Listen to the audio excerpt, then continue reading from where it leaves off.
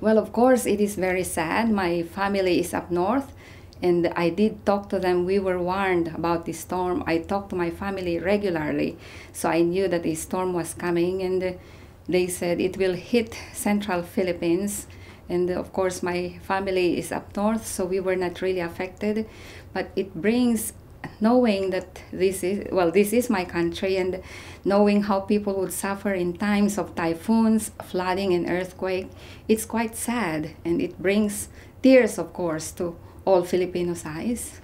When I saw the TV pictures, I was really shaken at the power of nature and the frailty of humanity against the power of nature. The utter desperation that the people were suffering, and I placed my own self. What would happen if overnight the very home in which I'm asleep and find security is basically washed away, and all the things that seemingly are what make life and make my life are stripped away. What do I do next? And I think there was a telling comment that I heard on the news where somebody said, we're just trying to survive the day. We're not even thinking about tomorrow. It's just about living for the day, and it's a tremendous human tragedy. Well, ADRA Philippines is a very, very good office. We have been active already in 2 emergencies in recent weeks, an earthquake and another storm that hit. They're active now in following up on this typhoon that hit the Philippines. Not only that, but ADRA International has mobilized the ADRA network to come in with surge capacity staff that will actually help ADRA to be on the ground more quickly and more efficiently.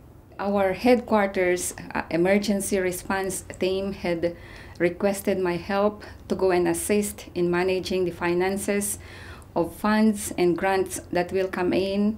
As a response to this emergency, we would like to ensure that internal control systems are in place and that funds are disbursed to the people that are really in need and recorded properly as well. I speak the language.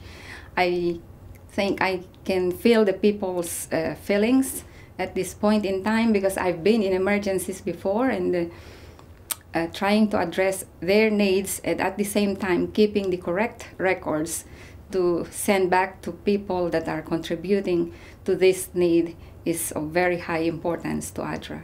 The ADRA network has committed nearly $500,000 to help people right now. However, to get the aid to people is a challenge because the road infrastructure is completely destroyed. Just to ship, to truck things, to bring relief materials to people is a real challenge. However, we are already distributing 3,500 food kits that feed families for 3 days. And that aid will be scaled up once we have more access to the areas. The message I'd want to give is let's give the people of the Philippines, those who are suffering, 2 things. Let's offer them our prayers, but let's also put something on top of the prayers. Aid agencies, ADRA is very much key in trying to do what it can do through its international network in the Philippines. Let's be tangible in our support. Let's pray, yes, but let's also support with monetary gifts or donations and so on, because I think we have to take our faith beyond just the words, and I think of James where he speaks of people who are in need and we pat them on the back and said, be well fed and well clothed. It means nothing. We should be praying, but we should also be actively doing what we can to support the people who are trying to make other people's lives a little easier at this time.